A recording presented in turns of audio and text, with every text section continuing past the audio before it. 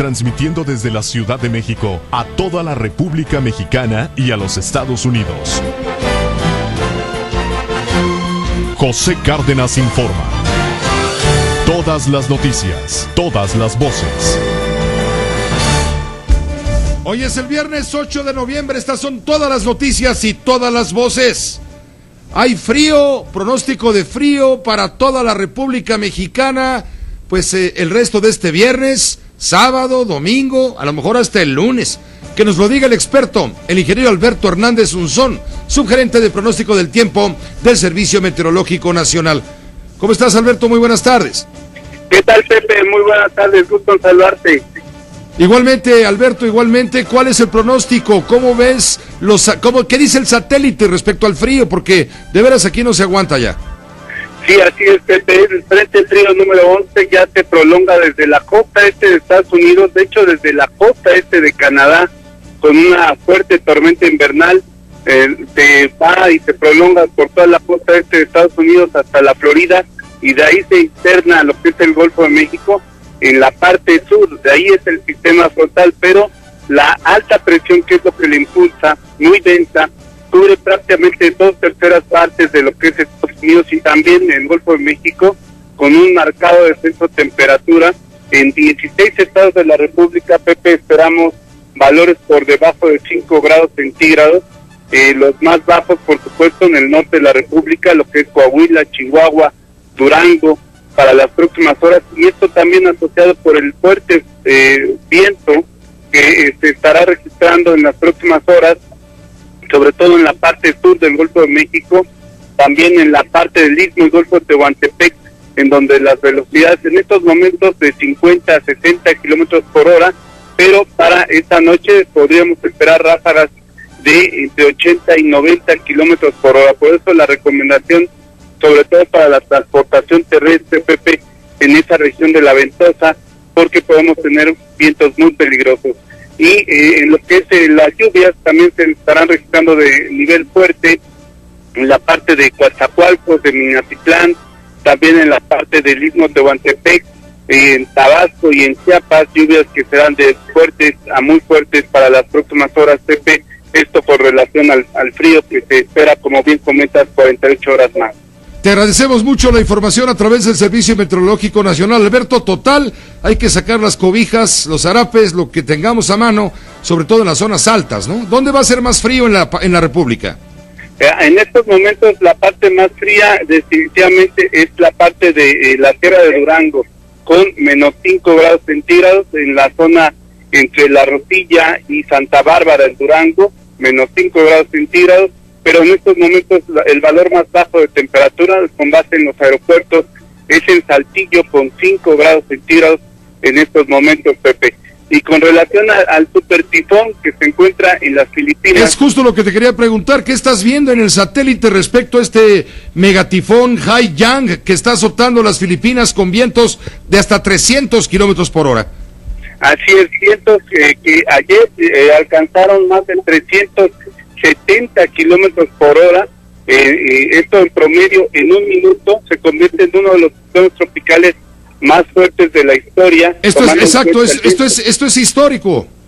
Así es, Pepe, es uno de los ciclones en el momento de impacto, categoría 5, y al ser más de 370, pues es muy superior, por ejemplo, de lo que fue Gilbert del 88 con 320 kilómetros por hora, o Mitch también, que alcanzó 320 kilómetros por hora, o Katrina, también fue muy devastador con categoría 4, pero Haiyan, que también se le nombró en Filipinas como el superciclón Yolanda, tuvo vientos en promedio de 320 kilómetros por hora, el cuarto más fuerte de la historia en golpear la zona de Filipinas, Pepe.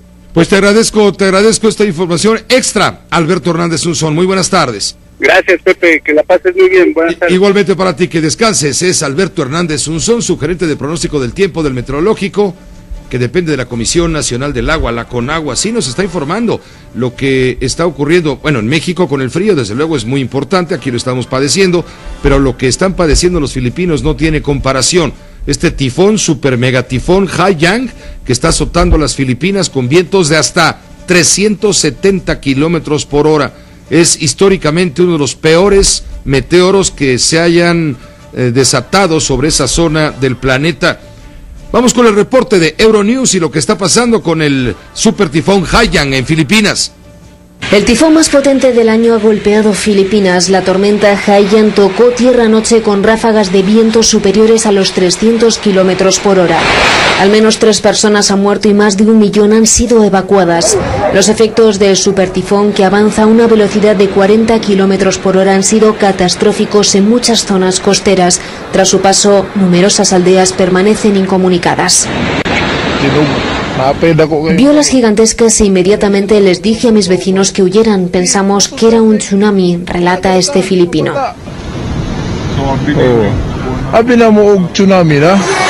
13 provincias se encuentran en alerta roja por el paso del tifón, que ha causado importantes cortes eléctricos, ha obligado a cerrar aeropuertos y a suspender las clases. Haiyan, considerado como uno de los peores tifones de la historia, podría haber dejado cerca de 8 millones de damnificados. Se espera que el supertifón abandone Filipinas el sábado por la mañana. China y Vietnam se preparan ya para su llegada, prevista para este fin de semana. Todavía es imposible dar datos precisos sobre la magnitud o el impacto que está causando, provocando este supertifón allá en Filipinas. Me refiero en daños a la población civil. Obviamente los hay y tendremos toda la información en la medida en que ésta se nos vaya proporcionando a través de las agencias de noticias, a través de los medios de comunicación allá en Filipinas y en el resto del mundo. Al conocerse la magnitud de este histórico fenómeno meteorológico, la Organización de las Naciones Unidas ha enviado ayuda justamente a Manila. Carlos Martínez de Radio Naciones Unidas tiene toda la información. Un equipo de la ONU para la gestión y evaluación de desastres fue enviado a Filipinas para apoyar a sus autoridades a valorar la destrucción causada por el tifón Haiyan. Con ráfagas de viento de hasta 275 kilómetros por hora, la supertormenta tocó tierra en el archipiélago temprano este viernes y, según la Organización Meteorológica Mundial, es una de las más potentes desde que se llevan registros de esos eventos. Unos 12 millones de personas viven en la trayectoria que seguirá el meteoro, y el Programa Mundial de Alimentos ya ha anunciado que se prepara para asistir a los damnificados. Elizabeth Beers es portavoz del PMA en Ginebra. El PMA estima que unos 2,5 millones de personas requerirán ayuda de emergencia después del tifón. Los recursos en ese país son limitados porque ya estamos ayudando a las víctimas del terremoto en la provincia Bohol. Necesitamos $2 millones con urgencia para satisfacer las necesidades inmediatas de 500,000 de personas, dijo Birds. Seguiremos informando detalles e información, desde luego, de lo que sucede en torno a este fenómeno meteorológico. Si nos acompaña después de corte, le tendré todos los detalles de los nombres que identifican plenamente a los 7 ocupantes del avión inutilizado, entre comillas, inhabilitado, dicen allá en Venezuela, justamente hace unos días, a principios de la semana, el viernes por la noche. Eran 7 los ocupantes, 5 pasajeros y 2 pilotos. Tenemos los nombres, la identidad. Sin embargo, desde Venezuela no se nos informa, bueno, a nosotros menos, al mundo en general, no se le informa el paradero de estas 7 personas, al parecer todas de nacionalidad mexicana. Regresamos con esta información y mucho más después de corte. Más las noticias, todas las voces. Un poco más adelante estaremos en contacto con René Franco. Él nos habla y quiere comentar esta película sobre la vida de Julian Assange, el fundador de la cuestionada página Wikileaks. Una película sobre la cual Assange, por supuesto, reniega. Digo por supuesto porque no le gustó la personalidad que a él con la que lo dibujan en esta mala película, dice Julian Assange, que no refleja la realidad. En un momento hablaremos con René Franco de todo esto, pero vamos primero con lo urgente, vamos hasta Querétaro. Allá en Querétaro está Edgar Martín Ríos. Él tiene toda la información de los nombres de los ocupantes del avión inhabilitado por el gobierno y la Fuerza Aérea venezolana. 7 pasajeros, 7 ocupantes, 5 pasajeros, 2 pilotos. Tú tienes los datos, Edgar, te agradecemos la información. Muy buenas tardes. Muy buenas tardes, ¿qué tal? Pepe Cárdenas, reportando desde Querétaro. Te comento que fluye la información y hay anuncios oficiales por parte del gobierno del estado de Querétaro. El secretario de gobierno, Jorge López Portillo, hoy ha dado más detalles acerca del avión que fue inhabilitado en Venezuela.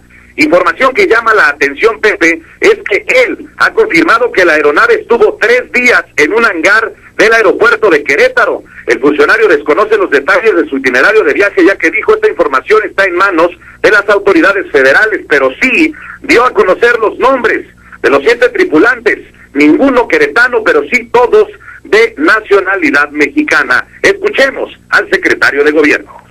Se anexan pasaportes, todos ellos, ningún pasaporte expedido en Querétaro. Isaac Pérez Dubón, Susana Bernal Rivas, Adriana Jezabel Cruz Méndez, Sergio David Franco Moga, Manuel Eduardo Rodríguez Benítez, primer oficial capitán Carlos Alfredo Chávez Padilla, copiloto Mauricio Pérez Rodríguez. Tengo aquí las licencias.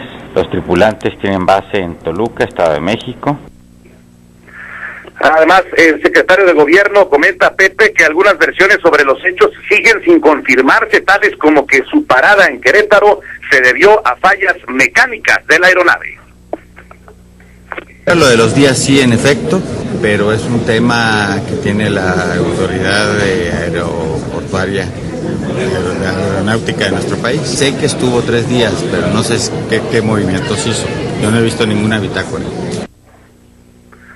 Bueno, pues ahí está la información que da el secretario de gobierno, los nombres oficiales de las personas que iban en el avión. Los nombres los repetimos: Isaac Pérez Dubón, pasajero; Susana Bernal Rivas, pasajera; Adriana Jezabel Cruz Méndez, pasajera; Sergio David Franco Moga, pasajero; y Manuel Eduardo Rodríguez Benítez, pasajero. Los pilotos, los que llevaban el control de la aeronave: el capitán Carlos Alfredo Chávez Padilla y el copiloto Mauricio Pérez Rodríguez, los 7 de nacionalidad mexicana que viajaban en este avión que partió de la ciudad de Querétaro. Este avión tiene su base en Monterrey, pero partió de Querétaro rumbo probablemente a las Antillas. Todavía no se determina el itinerario final, y el avión fue inhabilitado, fue destruido en tierra. No lo tiraron, no lo derribaron como se dijo en un principio, sino que los pasajeros estaban abajo del avión cuando las autoridades de la Fuerza Aérea Venezolana decidieron incendiar, acabar, bombardear este avión, pero bombardearlo en suelo. Venezuela todavía no ha dicho el paradero de los 7 mexicanos que viajaban a bordo de esta aeronave, con matrícula también, por supuesto, nacional, matrícula como avión privado. Te agradezco mucho, Edgar Martín Ríos, toda esta información, y aprovecho para saludarte desde la Ciudad de México hasta Querétaro, a ti y a Natividad Sánchez, y felicitarlos por el primer año de nuestro noticiario de Radio Fórmula Querétaro. Cumplen un año de estar dando todas las noticias a través del 88.7 de frecuencia modulada, y por supuesto nuestra querida estación 1250 de amplitud modulada allá en Querétaro. Edgar Martín, Natividad, a los dos y a todo el equipo de Radio Fórmula Querétaro, muchas felicidades por este esfuerzo informativo y muchos años más. Apreciamos mucho tus palabras, Pepe Cárdenas, y estaremos trabajando siempre con la responsabilidad de informar a los queretanos. Muchas gracias. Muchas gracias a ti y a ustedes. Gracias a todo el equipo de Radio Fórmula Querétaro por la cobertura informativa. Así están las cosas en torno al tema. Intentaremos contacto a Venezuela para ampliar información, pero créame, no hay materialmente información certera sobre lo acontecido. Ahora lo que nos importa saber es dónde están esos 7 ciudadanos mexicanos que están involucrados en el asunto de este avión inutilizado por la Fuerza Aérea de Venezuela. Le tendremos todos los detalles, pero vamos primero hasta Michoacán con Leovigildo González de la agencia de noticias Cuadratín, que dirige Paco García Davish. Resulta que el alcalde de Santana Maya en Michoacán, municipio fronterizo con Guanajuato, apareció finalmente asesinado, y se confirma que fue ejecutado por asfixia. Esto fue en Guanajuato, esto lo dice la Procuraduría guanajuatense. Leovigildo, tú tienes todos los datos, adelante, muy buenas tardes. Buenas tardes, Pepe. Efectivamente, como tú ya lo comentas, la Procuraduría General de Justicia de Guanajuato finalmente confirmó que fue asesinado Ignacio López Mendoza, alcalde del municipio de Santa Ana Maya, ya cercano a Guanajuato, colindante con Guanajuato. Se confirma efectivamente, como tú ya lo mencionas, que fue por asfixia la muerte del alcalde, además de que presentaba diversos golpes. Originalmente se había dicho que había sido secuestrado, se desconocía su paradero, en fin, y después se confirma ahora, luego de que aparece el cuerpo, que fue ejecutado. Así es. Mira, Pepe, son 3 versiones las que han circulado en torno a la muerte de Ignacio López Mendoza. Una es que la primera, que fue de un accidente automovilístico, que posteriormente se descartó luego de que habría sido privado de su libertad, finalmente que fue asfixiado y posteriormente encontrado dentro de su vehículo el cadáver del alcalde. Estas 3 versiones están completamente distintas, pero la Procuraduría General de Justicia de Guanajuato, que es la que lleva las investigaciones en torno a la muerte del alcalde michoacano, finalmente que se trató de exactamente de una ejecución, como tú ya lo mencionas. Y bueno, el día de mañana será enterrado en el municipio de Santa Ana Maya, donde es originario el alcalde, y ya se han previsto que acudan diversos personajes de la política michoacana y también del país. Hay que recordar que el alcalde michoacano habría estado en la Ciudad de México en huelga de hambre durante varios días para pedir mayores recursos a los municipios de Michoacán, que prácticamente están en crisis. Y bueno, también mencionar que fue uno de los alcaldes mexicanos que levantó la voz contra el crimen organizado debido al pago de cuotas. Pepe, es la información que tenemos más reciente en torno a la muerte de Ignacio López Mendoza, el cual, te repito, mañana le harían un funeral, un homenaje ahí en el municipio. El cuerpo del alcalde apareció dentro de una camioneta Ford Escape de color azul. La estamos mostrando en las imágenes a través de Radio Fórmula. Es una camioneta de estas sub, de estas camionetas de pasajeros. Circulaba, bueno, la camioneta fue encontrada volcada ya en tierra michoacana. Estaba sobre la carretera federal Acámbaro-Iramuco, a la altura de la comunidad del Zapote. Esto es parte de las investigaciones que dieron con el hallazgo del cuerpo del alcalde, y hoy confirma la Procuraduría de Justicia del Estado de Guanajuato que el alcalde sufrió tortura y ejecución, y esto fue confirmado por los familiares del propio alcalde de Santa Ana Maya, allá en el estado de Michoacán. Efectivamente, Pepe, así que es la versión de la Procuraduría General de Justicia de Guanajuato, la cual emitió ya información hasta que se le realizó la audiencia que marca la ley, y bueno, finalmente se confirma que fue homicidio el del alcalde michoacano. No fue justamente en los límites de Michoacán con Guanajuato, aunque le corresponde a la Procuraduría de Estado realizar las investigaciones correspondientes. La Procuraduría de Michoacán, por su parte, también coadyuva con las investigaciones que realicen sus similares de Guanajuato, Pepe. Te agradezco la información, por supuesto, y estaremos en comunicación, Leovigildo, a través de la agencia Cuadratín, desde luego. Estamos pendientes, Pepe, hasta luego. Estamos pendientes sobre estos hechos. El expresidente de la República, Felipe Calderón, solicita al gobierno federal a traer el caso para aclarar cómo murió exactamente el alcalde de Santa Ana Maya, Ignacio López Mendoza. El expresidente, a través de la red social Twitter, solicitó la solicitó al gobierno federal para que atraiga el caso y determine las causas de la muerte del funcionario que en octubre realizó una huelga de hambre afuera del Senado denunciando complicidad de policías con el crimen. Gobierno federal debe evitar que PGJ de Michoacán manipule autopsia e investigación de muerte del alcalde de Santa Ana Maya y atraer el caso. Textual escribió el expresidente Felipe Calderón en su cuenta de la red social Twitter. El exmandatario cuestionó las circunstancias en las cuales murió López Mendoza. Dijo que estuvo en huelga de hambre en el Senado denunciando complicidad de policías con el crimen. Hoy está muerto. ¿Cómo fue? Pregunta públicamente a través de la red social Felipe Calderón. Además dice, no se solucionará inseguridad en Michoacán mientras gobiernos locales sigan negándose a depurar policías y ministerios públicos penetrados por el crimen. Esto es lo que escribe el expresidente de la República, Felipe Calderón, tras el hallazgo del cuerpo del alcalde michoacano Ignacio López. Eduardo Sánchez, vocero del gobierno, ofreció el respaldo de las autoridades de Guanajuato y Michoacán tras el evento ocurrido.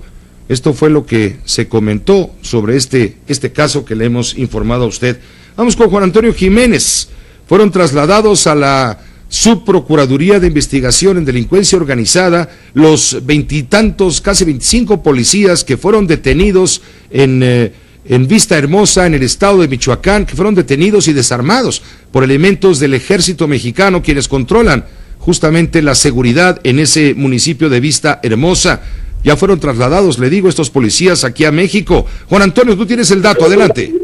Gracias, Pepe, muy buenas tardes. Y el Procurador General de la República, Jesús Murillo Caram, afirmó que las instituciones del país actúan con toda la fuerza del Estado para restaurar el orden, y prueba de ello es el que reveló que 25 policías municipales de Vistahermosa, Michoacán, ya fueron trasladados a la Subprocuraduría especializada en investigación de delincuencia organizada de esta institución federal, ya que presuntamente tienen relación con los asesinatos de 4 agentes de la Policía Federal. Durante los trabajos de la Conferencia Nacional de Procuración de Justicia correspondiente a los estados de la zona occidente, el titular de la PGR señaló que el gobierno federal aplica un plan de trabajo coordinado entre las fuerzas de la PGR, Ejército, Marina, Policía Federal y las unidades de inteligencia para sentar las bases de un Estado de Derecho. De hecho, ayer fueron los elementos del Ejército los que también entraron y detuvieron a todos estos elementos cuando se encontraban en su cuartel. En ese sentido, una vez de que fueron remitidos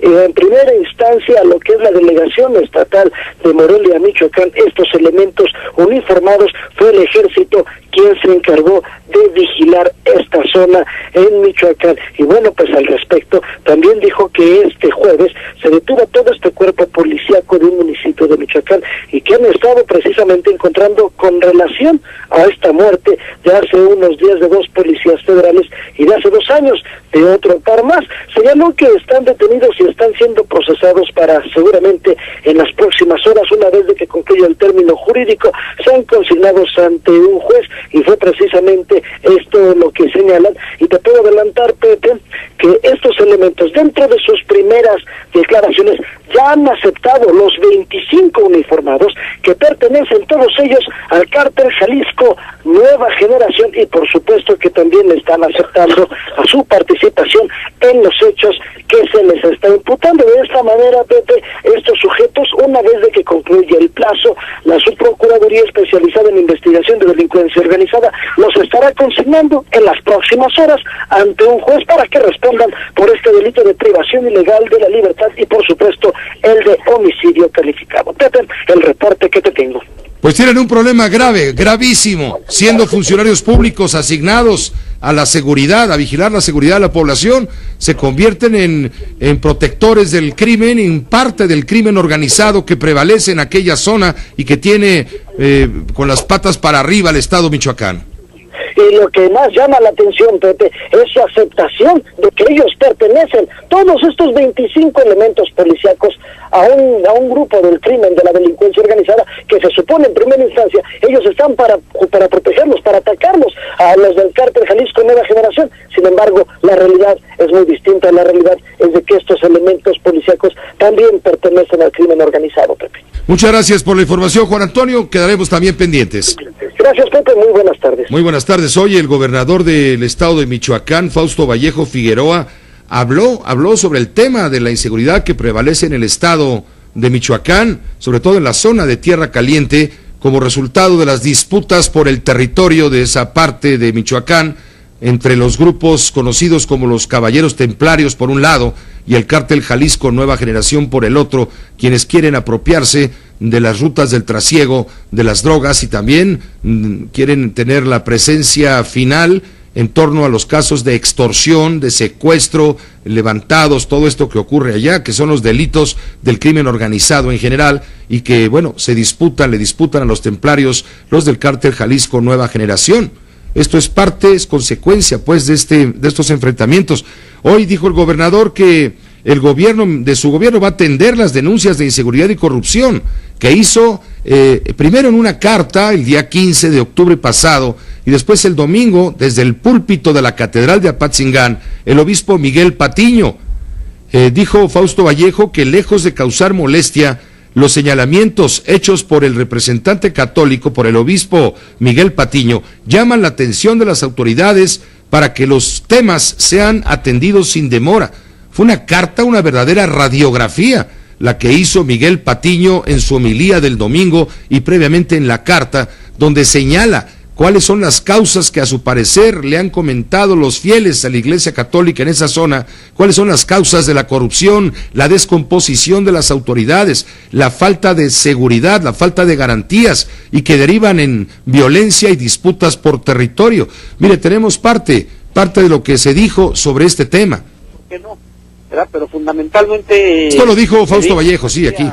A decirles a la gente de Apatzingán que no están solos, a la región que no están solos, y obviamente a darles a conocer pues un sinfín de obras que vienen fundamentalmente de la Federación. Fausto, en el asesinato del presidente municipal Ignacio López está la mano del crimen organizado.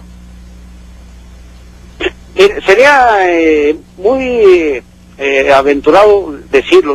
Quizá aventurado sí, pero poco probable no. Que yo debo ser muy objetivo y que es la información que nos dé la Procuraduría de Justicia de Guanajuato, pues esa será la versión oficial. ¿Y no tenían vigilancia o algo, protección el gobernador?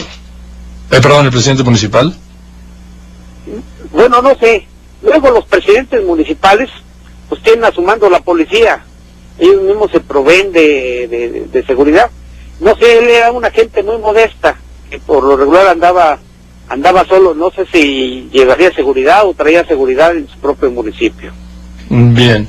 Ahora, en el caso, ya que estoy hablando con Fausto Vallejo, gobernador de Michoacán, que está en Apatzingán, ¿qué comentario le merece esta información que dio este portal católico sobre el hecho de que, la versión de que el obispo de Apatzingán había dejado el Estado por razones de seguridad y que ayer en este espacio el secretario general del Episcopado, Monseñor Eugenio Lira Rugarcía, desmintiera? Pero sí hay una situación gravísima en Apatzingán. ¿Ha hablado usted con el obispo? No, voy a tratar de hacerlo, ¿verdad? Es una gente con la que he tenido relación desde hace mucho tiempo, muy respetuosa, es un hombre dedicado a su apostolado, pero también obviamente pues le llegan las quejas, tiene una percepción. Es el obispo con más antigüedad en Michoacán, aquí nada más en Apatzingán. Está inclusive ya por retirarse por su edad, son 75 años aproximadamente. Y bueno, una dosis de lo que dice es serio, no, ni hay que enojarnos, ni hay que reclamar nada, sino hay que ocuparnos para ver qué es lo que está... Parte de lo que le dijo a Joaquín López Dóriga esta tarde en su programa aquí en Grupo Fórmula, el gobernador del estado, Fausto Vallejo, comprometiéndose a atender los señalamientos que hace el obispo de Apatzingán, Miguel Patiño, en esta carta, primero que escribió en octubre 15 y después en la homilía del domingo pasado, el día 3. El obispo no está en la sede de su diócesis en este momento, no está en la Catedral de Apatzingán. Una vez que dijo su homilía el lunes, policías federales lo escoltaron, lo acompañaron para que abandonara Michoacán, abandonara Apatzingán, su diócesis, y abandonara el estado, y se fuera, se dijo, a un retiro, así entre comillas, en San Juan de los Lagos, en el estado de Jalisco. El obispo ahora está en retiro y no está dando declaración alguna. Es información importante, relevante, incluso lo escribimos esta semana, porque resulta que los datos que ha obtenido la diócesis de Apatzingán a través de los sacerdotes, son 27 las parroquias que hay en esa zona, la información que han obtenido, la han obtenido a través de declaraciones verbales de los fieles de la iglesia que van y denuncian, también a través de correos electrónicos dirigidos a la diócesis, al propio obispo Miguel Patiño, también a través de llamadas telefónicas, algunas anónimas, señalando todos los hechos, y dan cuenta los religiosos que con base en estos testimonios de la feligresía se pueden contabilizar en la zona de Apatzingán, en la zona de Tierra Caliente, se pueden contabilizar nada más en lo que va de este año 930 muertos. Se está hablando de unos 200 y pico de secuestrados, se habla de algunos levantados, en fin, se habla de asesinatos, de crimen, de violencia, de corrupción, un asunto delicadísimo, seguramente por razones de seguridad, es que deciden las autoridades del país, deciden invitar al obispo a un retiro para que se aleje del peligro luego de los señalamientos a los cuales se compromete a investigar Fausto Vallejo Figueroa, el gobernador del estado. Esto pasa, le digo, allá en Michoacán, vaya asunto. ¿Y qué ocurrió? ¿Qué ocurrió en Tamaulipas, cerca de Reynosa? Hoy fue descubierto un grupo de más de 61 para ser precisos, personas, la mayoría de origen centroamericano, migrantes, que estaban secuestrados. Norberto Lacarrier, reportero de Grupo Fórmula, está allá en Reynosa, está cerca de la noticia y nos informa en detalle. Norberto, ¿cómo te va? Muy buenas tardes. Pepe, buenas tardes. Efectivamente, Pepe, mira, el saldo es de 61 personas, la mayoría migrantes centroamericanos, había un estadounidense, había niños, detectados, primeramente encontrados gracias a la inteligencia, de acuerdo a lo que se atribuye al hecho, y posteriormente la detención. Esto llevó a la detención de 4 personas. Esto lo informó Eduardo Sánchez, quien es vocero de Seguridad Federal, Pepe. Él informa en el desglose numérico de este nuevo hallazgo de personas migrantes económicos, que había 27 hondureños, había 20 salvadoreños, 3 guatemaltecos, 3 nicaragüenses, había un estadounidense y 7 mexicanos. Entre ellos 2 niñas de 7 y 2 años, había un niño de 8 años y también había algunos adolescentes. Este operativo, de acuerdo a la información que hemos obtenido, llevó a la captura de 4 personas, y además, esto, Pepe, podría llevar a brindar una pena en caso de que se encuentren culpables de el secuestro, privación ilegal de la libertad, de hasta 36 años de prisión. Se está destacando que aquí hubo una labor de inteligencia, los policías ingresaron a un hotel, inclusive en algunas viviendas, ahí hallaron a la gente, estaba secuestrada, y la gente obviamente relató que al momento de enfilarse hacia el lado americano, buscando encontrar el llamado sueño americano, una mejor condición de vida para su vida, su familia, pues eran detenidos, eran secuestrados, y obviamente pues sujetos a una serie de ilícitos, Pepe. Pues toda esta información se ha comentado incluso por el vocero del Consejo Nacional de Seguridad, el subsecretario Eduardo Sánchez de la Secretaría de Gobernación. Hay 4 detenidos, como tú bien informas, por estos sucesos. Son Cristian N., Eric Alejandro N., Carlos Gabriel y Edgar N., que han sido puestos a disposición del Ministerio Público Federal. Y tú bien lo señalas, ¿no? De los 61 migrantes secuestrados, 54 son de nacionalidad extranjera, es decir, la mayoría son centroamericanos, y todos están ya a disposición del Instituto Nacional de Migración. Las víctimas manifiestan ser 27 hondureños, 20 salvadoreños, 3 guatemaltecos, 3 nicaragüenses y un estadounidense. También hay 2 niñas y un niño y 6 menores de edad en todo este grupo que fue rescatado. Así es, Pepe. Tú recordarás que en ese espacio, en tu noticiario, hemos también dado cuenta de otras tandas, otras remesas. Pepe, yo sé que no son objetos, son personas, como tal las tratamos, pero bueno, hay quienes así les llama, de llamado contrabando humano, Pepe, que se han contado incluso por decenas, ¿no? Por decenas aquí, y justamente también en Reynosa, Tamaulipas, Pepe. Pues te agradezco, Norberto Lacarrier, toda la información que nos envías desde Tamaulipas para que estemos todos enterados de lo que ha sucedido hoy, otra vez, como tú señalas. Pepe, gracias, buenas noches. Muy buenas noches, Norberto Lacarrier, corresponsal de Grupo Fórmula allá en Tamaulipas. Hoy habló sobre los temas de seguridad, sobre todo sobre los temas de seguridad que en este momento encienden algunos focos rojos en buena parte del territorio nacional, como Michoacán, Tamaulipas, el estado de Guerrero, en fin. Hoy habló de todo esto ante los senadores Miguel Ángel Osorio Chong, secretario de Gobernación. En un momento le tendré detalles y hablaremos con el propio secretario de Gobernación después de corte. Radio Fórmula 970 AM 103.3 FM. José Cárdenas informa. Tenemos contacto telefónico en este momento con el secretario de Gobernación, Miguel Ángel Osorio Chong, quien le adelantaba hace un momento, compareció hoy ante las comisiones de Seguridad y Gobernación del Senado de la República para hablar del tema urgente de la inseguridad o de la seguridad y las estrategias que pretende o propone el gobierno para devolver la tranquilidad a los mexicanos. Señor secretario, muchas gracias por aceptar la llamada de Grupo Fórmula. Muy buenas tardes.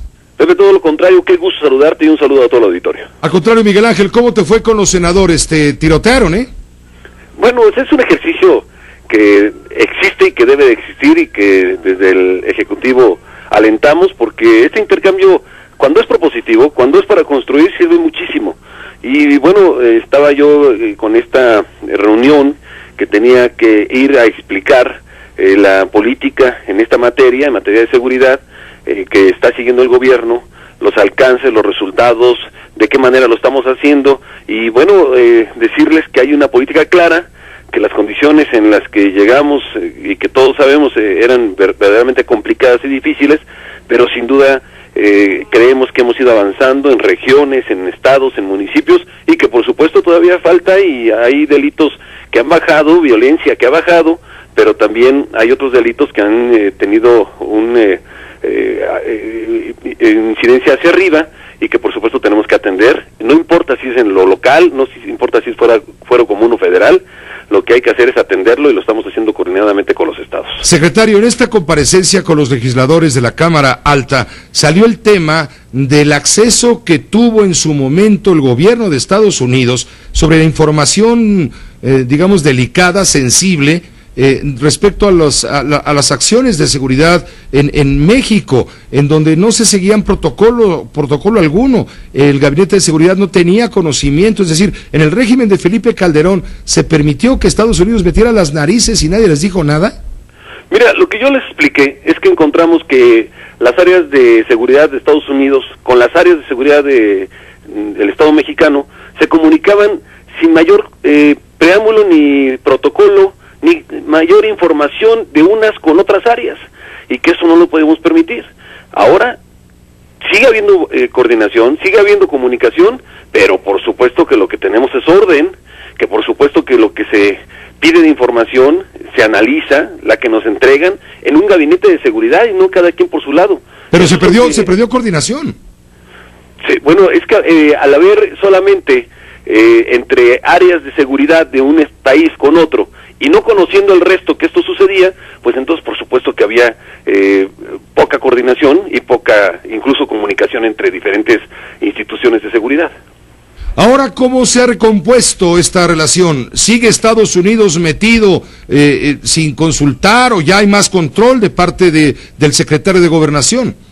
Bueno, lo que se les impuso, y ellos por supuesto lo entendieron como una política nuestra y que lo han aceptado, es que sea el conducto de la Secretaría de Gobernación por la que se manifieste, se pida y se solicite cualquier tipo de acción o de información, y que estemos totalmente de acuerdo unos y otros que esto se puede dar. Y ha funcionado bastante bien, y estamos en una relación muy buena entre Estados Unidos y México. En el tema de seguridad te lo acredito, porque es el que me corresponde, y que nos ha servido para dar golpes muy buenos, tanto de ellos que les sirve para su seguridad, como a nosotros que nos sirve para la nuestra. Señor secretario, ¿qué se está haciendo para dar con los involucrados en espionaje en contra del expresidente Felipe Calderón? Hablamos del año 2010, en contra del hoy presidente de la República, Enrique Peña Nieto, cuando era candidato del PRI a la presidencia y después cuando fue presidente electo. ¿Esto va a quedar así nada más en declaraciones o se está indagando? Mira, hay dos caminos: el que siguió la Cancillería por instrucción del presidente, que tú has dado cuenta y que todos conocen, y el otro es lo que nos toca a nosotros y que estamos verdaderamente investigando, porque para poderse meter hasta donde se dijo que se metieron a Los Pinos, a Palacio Nacional, en la información que se tuvo del entonces presidente y también en el área del entonces candidato, hoy presidente de la República, bueno, pues tuvo que ver personas que tal vez participaron, gente que ayudó para que esto sucediera. No puede darse por sí solo, Pepe. Entonces, lo que yo instruí es una investigación para que declaren los que en ese momento tenían los controles, que tenían, que estaban involucrados en los sistemas, para ver hasta qué grado llega una responsabilidad. En eso sí estamos trabajando, y por supuesto que daremos cuenta en cuanto encontremos algo que pueda servir para el conocimiento público. Señor secretario, ¿está blindado el gobierno del presidente Peña Nieto? ¿El secretario de Gobernación están blindados para evitar el espionaje en México en este momento, o todavía hay riesgos? A ver, hablo con toda transparencia. Por supuesto, desde que llegamos, por instrucción del presidente, a todas las áreas que manejan seguridad, cambiamos protocolos y buscamos las mejores tecnologías, y por supuesto que encapsulamos la información para cuidarla.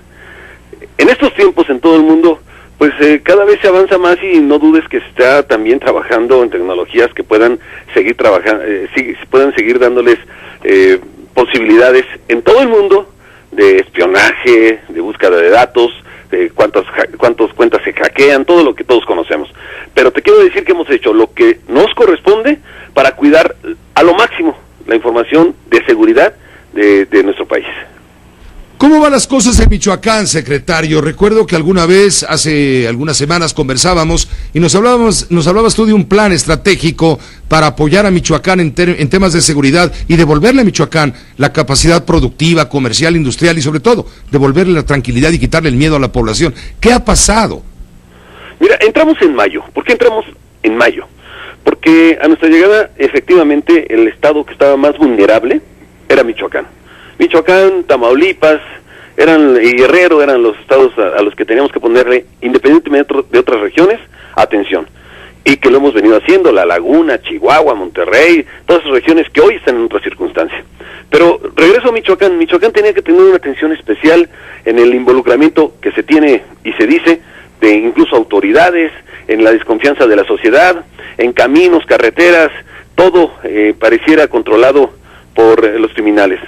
Entonces entramos en mayo ya con todo el diagnóstico completo, con una estrategia que nos permitió atender el tema de los caminos, de los espacios de convivencia, en una región específica, en donde está la mayor concentración del problema. Por eso es que estamos solo en esta región que llega hasta Lázaro Cárdenas. Segundo punto que teníamos que hacer, y que algunos dicen que fue por reacción de lo que sucedió en semanas pasadas, hace una semana y media, allá en Michoacán. No es cierto. Para entrar al puerto de Lázaro Cárdenas hay que hacer todo un plan, toda una estrategia. Y ese es el segundo punto que estamos abordando. Y vienen así como esto que te estoy platicando, otro y otro y otro, porque además no todo es seguridad. Para devolver la seguridad hay que atender el desarrollo, bien lo dijiste, la economía, y que se vea que el Estado está trabajando junto con el gobierno del Estado para devolver la evolución hacia el desarrollo, y eso es con la participación de todos los sectores. No es retórica, es simplemente decirte, va más allá solamente de acciones de seguridad. Tenemos que irnos a todos los rincones, a todos los sectores de la sociedad para que verdaderamente el Estado camine. Tenemos un plan que seguimos avanzando en él. Por supuesto que es mentira que a lo que sucedió hace semana y media, 2 semanas, mandamos más militares, más Policía Federal. No, eso no nos va a devolver la seguridad. Tiene que ser un plan basado en la inteligencia, en la estructura que estamos hoy bajando, de ver dónde habían venido vulnerando al estado de Michoacán, para que entonces todo eso vayamos recuperándolo y con eso devolverle ahora sí entonces de manera firme, de manera constante, permanente, la seguridad a todos los habitantes. Secretario, el obispo de Apatzingán, Miguel Patiño, primero en una carta y luego en una homilía el domingo pasado, señaló y se preguntaba públicamente: caray, no entendemos por qué la autoridad no acaba con los criminales que tienen secuestrada la tranquilidad de los michoacanos. Dice, si todo el mundo sabe dónde están y cómo operan, dónde se ubican sus casas de seguridad, preguntaba, ¿por qué la autoridad no actúa y los inhabilita? Esto que me dices, y lo he escuchado no sabes cuántas veces, de que todos saben dónde están, qué hacen, pues nosotros hemos partido prácticamente de cero. Porque cuando pedimos que haya la denuncia, no la encontramos. Cuando que pedimos la participación de las autoridades que nos dicen que saben, tampoco nos dan. Entonces nosotros tenemos ya nuestra propia información y estamos trabajando en ella.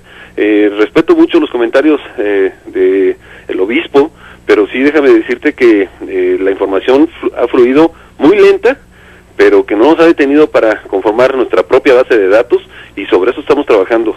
Hemos detenido a agentes importantes y vamos a seguir adelante, y lo hacemos con mucha responsabilidad, y al decirte responsabilidad es que tiene que ser a partir de una estrategia bien diseñada. No puede ser solamente, nosotros no pensamos que violencia se combate con violencia, y por eso muchos decimos de las personas que sean los presuntos criminales que hemos venido deteniendo, de que han sido la mayoría de ellos no en enfrentamientos, no abatidos, sino con un proceso de inteligencia que nos lleva a aminorar su posibilidad en territorio económico hasta lograr su aprehensión. Señor secretario, esas cifras que da a conocer la diócesis de Apatzingán, habla de 920 asesinados, 280 levantados, 42 secuestrados, 238 desaparecidos, 3,000 familias desplazadas, 1,200 despojados de sus tierras. Son los datos que tengo en la mano. ¿Son exagerados? ¿Son ciertos? Mira, sí es un estado que ha venido con unas dificultades bien importantes. Han venido bajando el número de homicidios relacionados con el crimen organizado, el número de desplazados, que así se les ha denominado, que han tenido que salir por problemas de crimen, pues no obedece exactamente a ese número. Y otros datos que me acabas de dar no son exactamente los mismos, pero lo que sí reconocemos es que hay un problema serio, que nos encontramos con un problema grave, y que lo que también te puedo decir es que lo estamos atendiendo, que no vamos a bajar la guardia, y que sí tenemos claridad de a dónde queremos llegar y que lo vamos a conseguir y que tenemos que lograr que la gente participe, y tú dirás, ¿cómo si no hay confianza? Bueno, pues de eso se trata, de que nos vean actuar como se le está haciendo por medio de las corporaciones de seguridad y al gobierno federal completo allá, porque han ido todos los secretarios ya en las diferentes ramas, agricultura, desarrollo social, todos turismo, para implementar acciones que permitan darle dinamismo al desarrollo en Michoacán. Con la misma energía se va a actuar sobre Acapulco. Nos adelantaba el doctor Manuel Mondragón el lunes que hay una estrategia completa para que Fuerzas Armadas desplacen a las policías municipales, algunas ineptas, otras corruptas, otras porque no tienen recursos, y que entre las Fuerzas Armadas, con colaboración de las policías estatales, de la Policía Estatal de Guerrero, para devolver la tranquilidad. Esto es una petición de los empresarios, empresarios restauranteros, del turismo en Acapulco. Hay que rescatar Acapulco, secretario. Mira, en diciembre se diseñó un plan para Acapulco particular, en que pues veíamos un número bastante importante de fallecimientos, de enfrentamientos. ¿Cuántas veces no? Tú mismo, ayer el bulevar en Acapulco se dio un enfrentamiento más, y así, era recurrente. Bueno, se hizo un plan y se ha bajado también este índice, pero no estamos conformes. Todavía sigue habiendo eventos, todavía sigue habiendo presunta participación de cuerpos de seguridad municipal, y pues lo que tenemos que hacer, y lo preparamos con el gobernador del estado, es todo un plan general que ya está diseñado, que está entrando ya a funcionar, y que también vamos por esa plaza. Vamos a recuperar no solamente Acapulco, sino todo el estado de Guerrero. Difícil, también complejo como lo encontramos, y para quienes dicen que si estamos echando culpas, no, simplemente digo que encontramos esas condiciones que para nadie les son ajenas, porque se daban a conocer todos los días, y que hoy puedo decir, pues los enfrentamientos que eran diario en Tamaulipas, hoy bueno, pues encontramos uno que se dio la semana grave, pero no son cada semana ni cada día. En la laguna, que se daban enfrentamientos, secuestros y otras cosas, bueno, hoy pido que se vean los datos. En Monterrey, en Chihuahua mismo, bueno, vamos por Michoacán, vamos por Tamaulipas, vamos por Guerrero, Pepe. Señor secretario, muchas gracias por brindarnos la oportunidad de esta conversación. Solamente me permitiría por último preguntar, ¿qué hay de la identidad de los ocupantes del avión que fue inutilizado, inmovilizado allá en Venezuela y que se ha convertido en un escándalo? Está con información todavía difusa. Ellos se suben 7 pasajeros en Querétaro, y de ahí viajan hacia Venezuela. Venezuela informa de manera diplomática que pidió que bajara el avión. Ellos siguen un protocolo que cuando bajan a tierra logran el objetivo, pues han incinerado, han quemado 40 aviones en este mismo procedimiento, pero que ya no encuentran a ningún tripulante. ¿Qué información tenemos acá? Que dieron para abordar el avión, toda la información que dieron es falsa. Presentaron credenciales falsas los propios pilotos. Entonces eso ha dificultado pues tener mejores o mayores datos, y por supuesto que estamos ya en comunicación con el gobierno de Venezuela para lograr primero saber quiénes iban, si eran mexicanos, y ver si había algún vínculo con la delincuencia. Pero la dificultad empieza cuando los que abordaron el avión llevaban todos identidades falsas. Ellos están desaparecidos porque el gobierno de Venezuela no ha informado de su paradero. No ha dado cuenta de ninguno. Oficialmente nos han mandado fotos, todo el procedimiento que siguieron, pero no nos han dado un solo nombre, porque dicen ellos, y sí se ve donde baja el avión, pues que es un lugar en el que para llegar se tardaron un poco y dio oportunidad para que los que iban a bordo pudieran desaparecer. Pues secretario, muchas gracias por permitirnos esta información, conocer esta información de viva voz. Todo lo contrario, un abrazo y estoy a la orden. Muchas gracias. Un abrazo, secretario, gracias y buenas noches. Es el secretario de Gobernación, Miguel Ángel Osorio Chong. Todos los pasajeros que viajaban en el avión inutilizado allá en Venezuela mintieron, dieron información falsa. Y bueno, no se ha dado todavía detalle de la información, ya tiene Gobernación algunas fotografías, pero se avanza lentamente en este proceso de investigación. Regresamos con más noticias. José Cárdenas informa. Todas las noticias, todas las... Claro, ya le cambiamos el título a la sección de Néstor Ojeda, analista político, comentarista, periodista antes que nada, reportero, subdirector editorial de Milenio, a quien le agradezco como siempre su participación en este que también es su espacio. Néstor Ojeda, ¿cómo te va? Compáctate a la orilla, ¿no?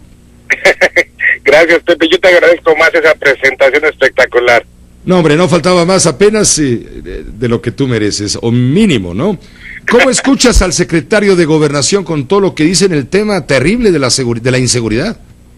Pues mira, yo escucho al secretario de Gobernación y pues está muy en la idea de mantener el discurso, sin duda, de este cambio de estrategia, pero de no dejar de lado la parte de la realidad, que es, sin duda, el hecho de que los grupos criminales, o algunos grupos criminales, controlan amplios territorios de la República. Ahora, evidentemente no nos encontramos en la circunstancia de que pues el crimen campee en todo el país.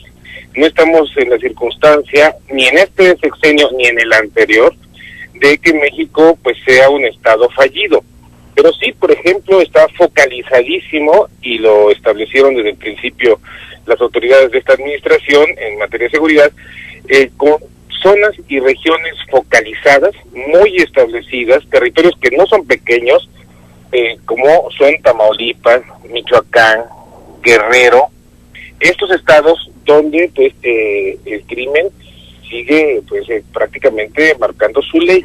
Ahora, se ha convertido, como habíamos platicado antes, Pepe, en una circunstancia en la que ya está involucrado, entreverado ya de manera social. Entonces vemos a un secretario de Gobernación, un gobierno federal, porque él habla a nombre del gobierno federal. Sabemos que hay dos hombres fuertes en esta administración, que son el secretario de Gobernación, Miguel Osorio Chong, en la parte, digamos, de gobierno y seguridad, y en la parte económica, Luis Videgaray.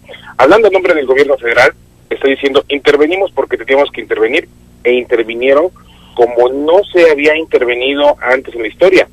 Entraron a una zona estratégica, que es el puerto de Lázaro Cárdenas, en el cual, pues, primero, hay un tema de comercio importante, y también de entrada de precursores, por ejemplo, para producir drogas, en el caso de las metanfetaminas. Y entonces le pegan a la aduana, le pegan al puerto, le pegan a la policía municipal, y controlan ya de manera conjunta Ejército, Marina y Policía Federal el puerto de Lázaro Cárdenas. Pero además van extendiéndose, y parece ser que, por lo que me han comentado en la zona del Gabinete de Seguridad, se van a ir extendiendo a otras zonas del estado de Michoacán. Pero evidentemente, y como dice el secretario de Gobernación, Michoacán es un territorio agreste, y entonces pues hemos visto que es muy complicado entrarle a estas zonas, donde estos grupos pues además tienen, por desgracia, pues la complicidad de ciertos grupos sociales, habitantes o comunidades, claro, ya sea por el parentesco o por la compra, ¿no? Hubo un detalle importante en esta conversación, en esta entrevista que tuvimos hace unos minutos, donde el obispo Patiño de la Catedral de Apatzingán, de la diócesis de Apatzingán, dice que él denuncia, ¿no?, que intervenga el Estado, que devuelva la tranquilidad, que todo el mundo sabe dónde están, que todo el mundo sabe cómo operan, dónde operan sus casas de seguridad. Y nos dice el secretario, a ver, un momento, eso no es así, ¿eh? Nosotros estamos trabajando con fuerza y también con inteligencia en la zona, y la gente no quiere hablar, la gente no quiere decir. Es falso que todo el mundo sepa dónde están y cómo operan los criminales que tienen en este momento en su poder secuestrado, cuando menos la tierra caliente de Michoacán, la tranquilidad de Michoacán.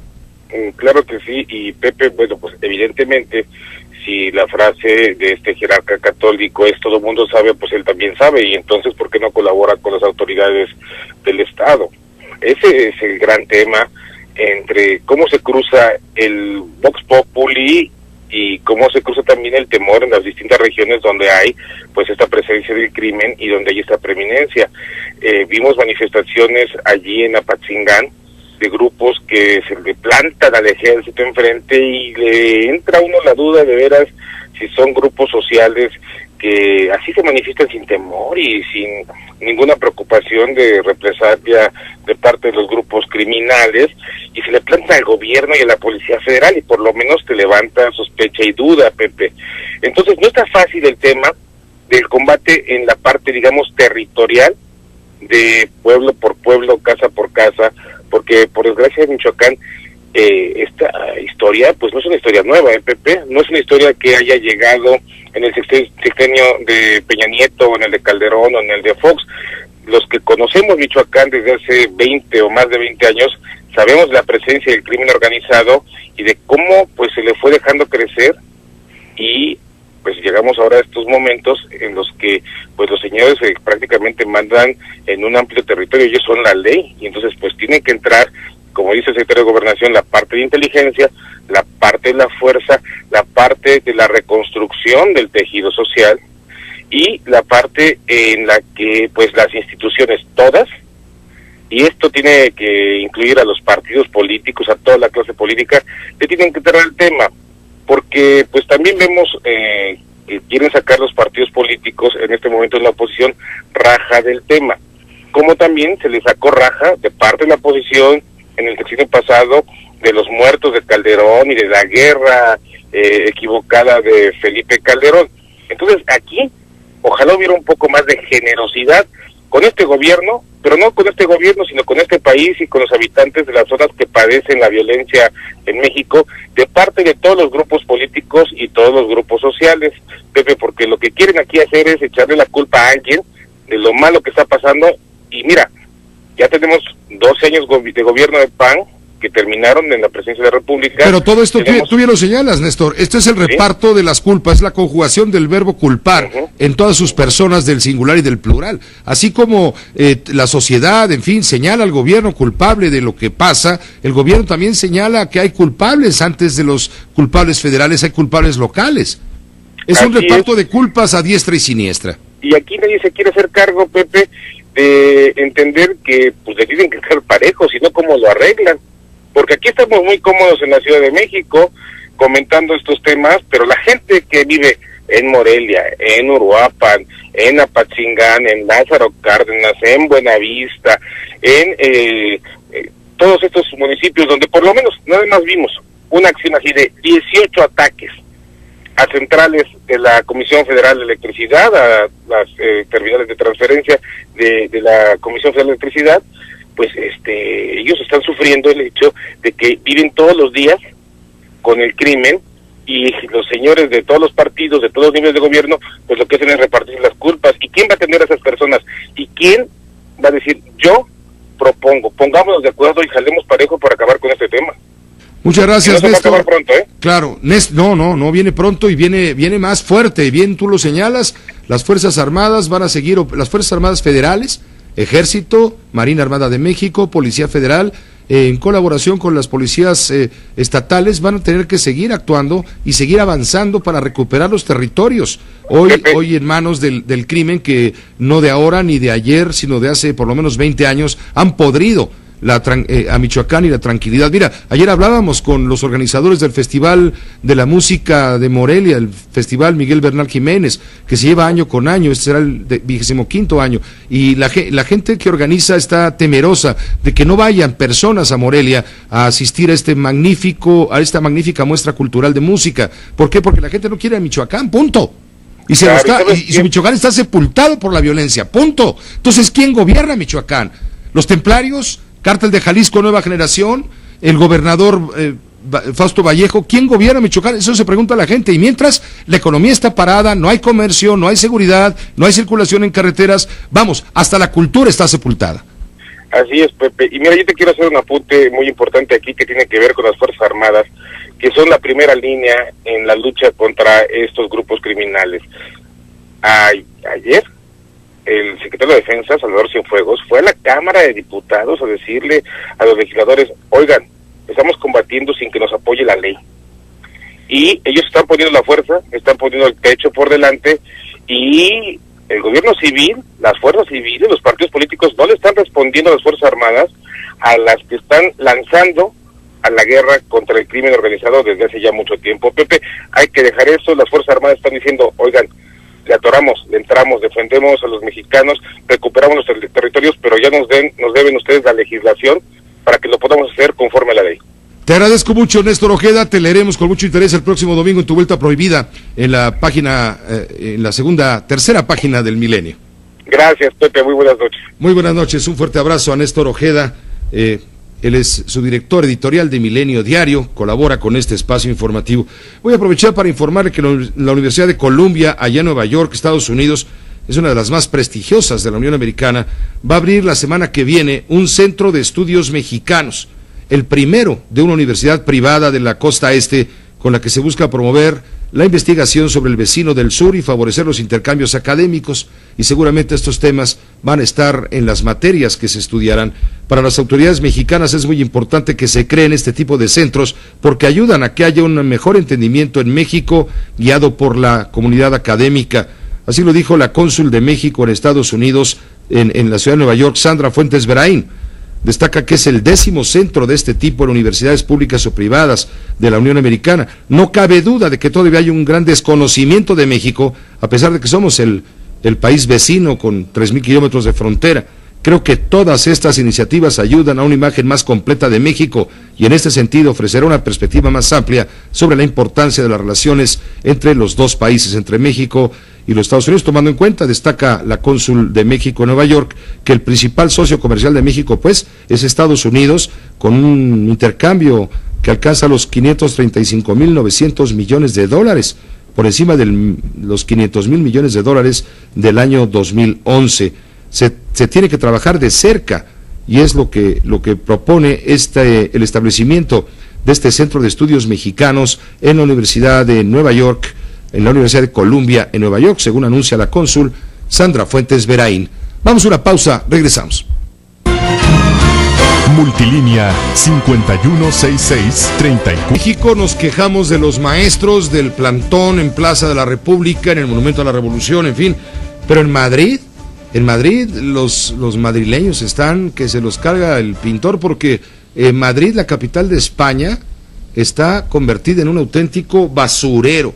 Hay una huelga del servicio de limpia y transportes allá en Madrid y la ciudad está de veras hecha un chiquero. Vamos a escuchar el reporte de TV Española. Botellas, latas, desperdicios, contenedores volcados, cubos de basura hasta arriba, cartones y plásticos amontonados. Los comerciantes piden a los piquetes que no dañen la imagen de la capital y los intereses económicos del sector. Está un poco caótico todo y tenemos que limpiar nosotros lo que es la acera y bueno, yo acabo de echar agua caliente hirviendo. Los trabajadores piden que se retire el ERE de las empresas concesionarias, que afectaría a cerca de 1.000 personas de una plantilla de 6.000. Señalan que no pueden asumir una reducción salarial del 40%. Pretende reducir nuestro trabajo a un trabajo de miseria, a un trabajo precario y a un trabajo que nos deja casi en la marginalidad y en la exclusión. Quitarnos pues todos los derechos que hemos tenido que estar peleándonos durante 30 años.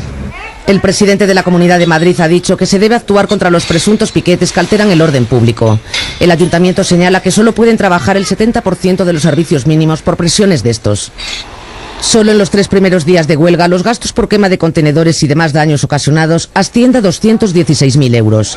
Bueno, eso se lo puse para que vea que cada quien tiene su basura. Digo, océano de por medio, cada cual tiene su basura. Y ellos allá en Madrid, pues están como en tierra caliente en Michoacán. La basura es de otro tipo, pero es la basura de la inquietud, de la intranquilidad y del no poder vivir a causa de la violencia. Vamos con Rafael Cardona, su cristalazo, a quien saludo con mucho gusto en este viernes. Rafael, ¿cómo estás? Muy buenas noches. ¿Qué tal, Pepe? Mucho gusto en saludarte a ti, a usted, especialmente a usted. Mucho gusto en saludaros a todos. Pues mira, Pepe, hay un eco ahí muy peligroso de la aprobación de la reforma hacendaria del gobierno. Y me refiero a esta campaña que han desplegado algunos empresarios y algunos partidos políticos, concretamente el Partido Acción Nacional en la zona fronteriza. Todos sabemos que se acercan los tiempos electorales en el PAN, viene hasta la renovación de sus cuadros dirigentes, y que el Partido Acción Nacional quiere recuperar en la frontera algunos espacios que tuvo y que después perdió, sobre todo en Chihuahua. Entonces se les ha hecho muy fácil, con la colaboración de algunos empresarios que casi siempre nutren a sus cuadros políticos, porque hay una corriente de ida y vuelta entre el PAN y los empresarios, el señor Cloutier en la Coparmex, el señor Abascal en la Coparmex, y después se vuelven grandes dirigentes políticos.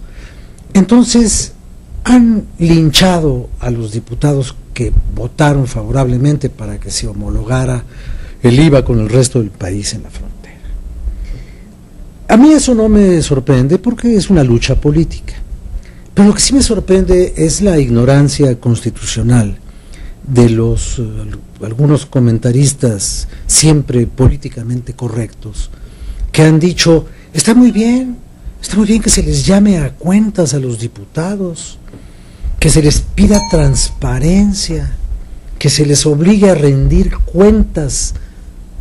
Y yo pregunto si poner la fotografía de un señor en un periódico y exhibirlo casi con infamia es sinónimo de pedir cuentas. La Constitución dice que los legisladores no pueden ser reconvenidos por sus opiniones, y la forma extrema de opinar de un legislador es la manera como vota.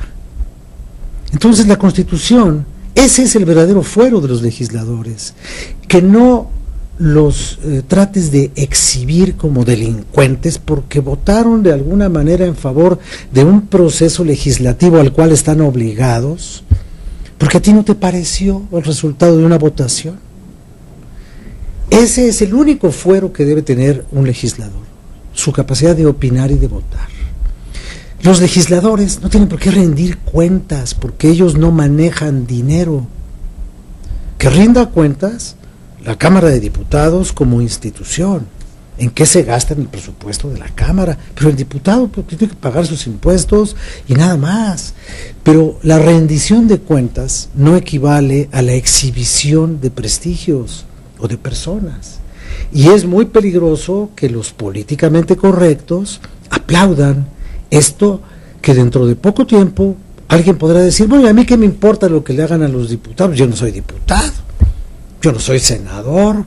Bueno, así con ese tono admonitorio y revanchista, yo vi fotografías de los conductores, mis compañeros y nuestros compañeros, incluyendo fotos tuyas, en el plantón de Andrés Manuel, diciendo, estos son los que roban la nación, estos son los que engañan al pueblo, estos son los esclavos, los que actúan por consigna, los que ayudaron a robarse una elección. Y hubo momentos en los que algunos compañeros nuestros, por su capacidad de opinar y de analizar, fueron perseguidos, apedreados, escupidos en las calles, como le ocurrió a Carlos Marín, como le ocurrió a Ricardo Alemán y a otros. Entonces, si vamos desde la corrección política y la academia, si vamos a decir que en el nombre de la rendición de cuentas podemos exhibir y linchar a la gente, la corrección política está sirviendo para muy poco en el avance democrático. Y nada más quiero leer, por cierto, después presentaremos, si tú tienes tiempo, este libro, pero leo una frase interesantísima de Porfirio Muñoz Ledo, en este libro que se llama Memoria de la Palabra, Sentencias Políticas de Porfirio. Todo mandato democrático debe ser controlable, revocable y auditable. Tal es la única solución posible al drama mexicano y al de todo país sometido a un gobierno legítimo, incompetente y postizo. ¿Vamos a hacer una opinión pública ilegítima, incompetente y postiza? Es una pregunta. Y ya los políticamente correctos saben a quién me refiero. Si quieren discutir, discutimos. Rafael Cardona, pues ya que tocaste los libros, mencionaste Son 3 libritos. Las memorias, ¿cómo se llaman de Muñoz Este Ledo? libro de Porfirio Muñoz Ledo, Memoria de la palabra. muy interesante, se llama Sentencias Políticas, y tiene aquí, no entiendo por qué la portada, tiene la silueta de un elefante y después las teclas de una vieja máquina mecánica de mecanografiar, una máquina de escribir. No sé por qué le pusieron un elefante, o será un mamut, quizás porque digan que Porfirio pertenece a un tiempo pasado, muy pasado. Pero este libro es verdaderamente refrescante porque en la página que tú lo abras, en la página que sea, hay una cosa. Tú recuerdas, por ejemplo, cuando la Asamblea de Barrios y el PRD y todos esos superbarrios, todo, invadían propiedades, ¿no? 3 líneas. El derecho a la vivienda es un derecho exigible frente al Estado, no frente al prójimo. Lo mismo el derecho a la salud y a un medio ambiente sano. Entonces, es un libro realmente producto del talento de un hombre que todo mundo tiene una opinión de Porfirio. Algunos lo quieren, otros no lo quieren, algunos lo respetan, otros quizás no saben quién es y lo respetan menos, pero yo no he conocido hasta el día de hoy alguien que ponga en duda ni su capacidad analítica, ni su inteligencia, ni la vastedad inabarcable, te lo juro, de su cultura política. Y cultura de la otra, de cultura general, ¿no? Porfirio Muñoz Ledo es un hombre realmente importante en la historia del pensamiento político de fondo en este país. Y entonces yo creo que vale mucho la pena, fíjate cómo sin querer coinciden algunas cosas. Estaba de moda aquello del pacto de la Moncloa, y dice Porfirio, la Moncloa mexicana sería posible con el acuerdo político entre todas las fuerzas políticas y el gobierno, para encontrar entre todos soluciones compatibles con la legalidad de la República y las necesidades inaplazables del país. Alguien leyó esto antes de suscribir el Pacto por México, alguien lo leyó.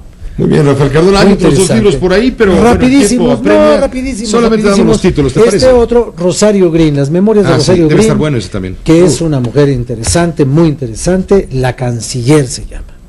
La primera mujer que llegó a la Cancillería, la segunda fue Patricia Espinosa.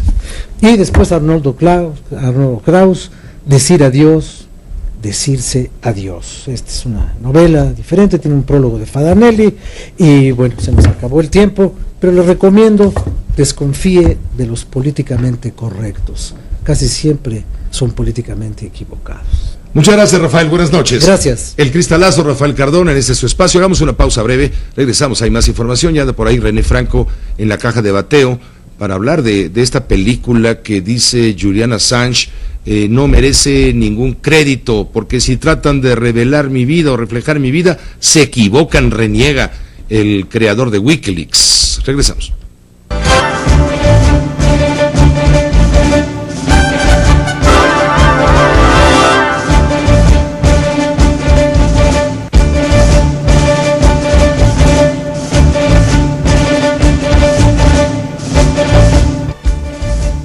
Hoy el Papa Francisco desde Ciudad del Vaticano condenó lo que él mismo denominó como la diosa mordida, es decir, refiriéndose a los actos de corrupción. Escucha este reporte desde Roma. El Papa Francisco habló en su homilía de Casa Santa Marta sobre la corrupción, el soborno y la mundanidad. Usó como ejemplo la parábola del administrador deshonesto que engaña y roba. El Papa dijo que hay padres que alimentan a sus hijos con pan sucio.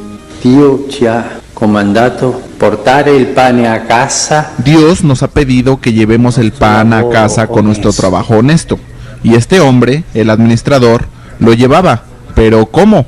Daba de comer a sus hijos pan sucio.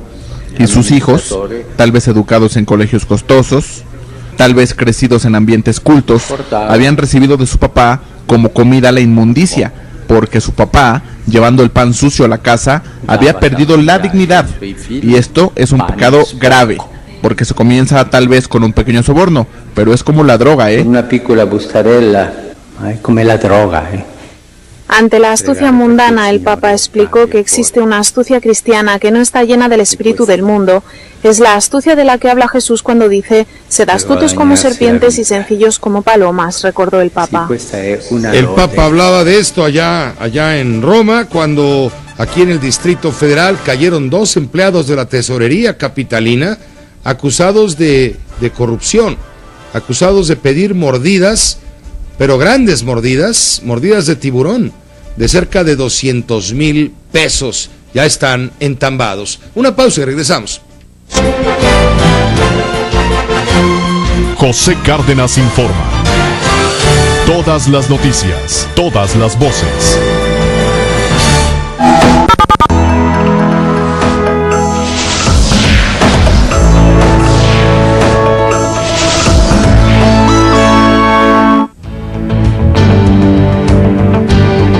Telefórmula Noticias presenta.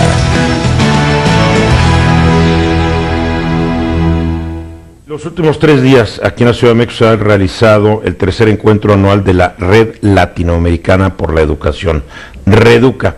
¿De qué se trata este evento? Es la reunión que tenemos anualmente como asamblea, 13 organizaciones de sociedad civil, cada una representando a sus respectivos países, que estamos involucradas en el derecho a la educación de calidad. Entonces tenemos orígenes diversos, algunas empezaron del lado filantrópico, como expresiones de los empresarios, otras de los académicos, pero todos nos identificamos en esta defensa del derecho a la educación de calidad, y entonces hemos compartido una agenda, intercambiado buenas prácticas, premiamos a algunos a maestros, otros entregan tecnología.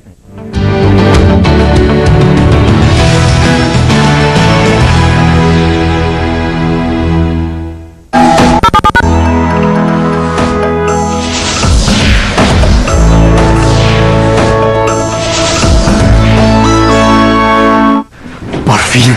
¿Todo bien? Como nunca. Al final sí me dieron el apoyo y vamos a poner el invernadero en Chiapas. Te lo dije. Ahora sí que el nuevo gobierno de Chiapas me está cumpliendo. ¿Te imaginas? Mis flores en el extranjero. Estamos en el camino del crecimiento. Ven, visita, invierte en Chiapas, porque Chiapas avanza. Les queremos presentar una gran opción, tanto para chicos como para grandes puedan estar entretenidos cuando quieran en casa, pero además es una excelente herramienta para maestros y bueno, para ejecutivos para hacer presentaciones. ¿No es así, mi querida Josefina? Así es, Alan, les presento la nueva estrella de los mini proyectores portátiles, StarView Mini. Es ideal para un buen momento en casa. Pesa menos de medio kilo, así que lo puedo traer en mi bolsa, inclusive hasta entra en la palma de mi mano. Puedo ver todo tipo de formatos de películas, fotos y presentaciones, y es el único con el que puedo proyectar desde una tarjeta SD o un USB. Puedo verlo donde sea, lo puedo conectar a mi laptop o a mi celular sin necesidad de adaptadores o convertidores. Lo pueden usar los niños desde el DVD para ver películas o lo pueden conectar a su consola de videojuegos. Se van a divertir como si estuvieran en una pantalla gigante. No importa si eres mamá, papá, grande, chico o incluso abuelito, StarView Mini es ideal para todos. Josefina, haznos la oferta más barata del mercado. Así es, si llaman en este momento y son de las primeras 50 personas en marcar, les haré un 50% de descuento sobre el ya bajísimo precio de StarView Mini. Josefina, el 50% es muy bueno, pero no estoy de acuerdo, queremos más. Ordenando con cualquier tarjeta de crédito, le haré un descuento adicional de 500 pesos. Es momento que proyecte su vida de la manera más vanguardista y lo comparta con todos los integrantes de su familia. ¿Qué espera? Tome el teléfono y llame ya.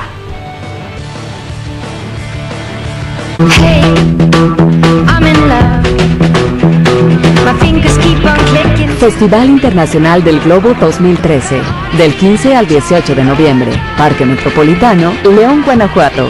Quiero ver 200 globos, quiero estar ahí. Guanajuato, orgullo y compromiso de todos.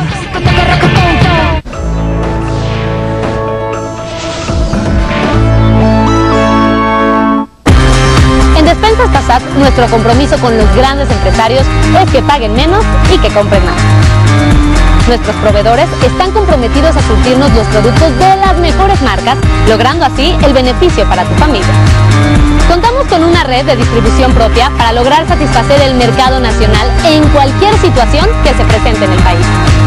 Tú como empresario puedes reconocer el enorme valor del trabajador y premiarlo con una despensa Passat, la despensa inteligente.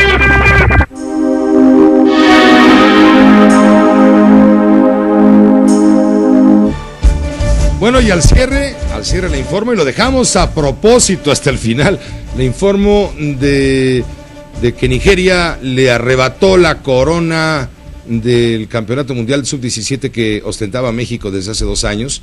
Se la arrebató Nigeria. Nigeria le ganó a México 3-0. El Vini Tri hizo lo que pudo, hizo lo mejor, pero no logró repetir el campeonato mundial. La potencia africana cortó el sueño tricolor, que llegó ciertamente muy lejos. No pudo México sumar el segundo título en fila y tercero de su historia, tras caer en esta final en Abu Dhabi, allá en el Mundial de Sub-17.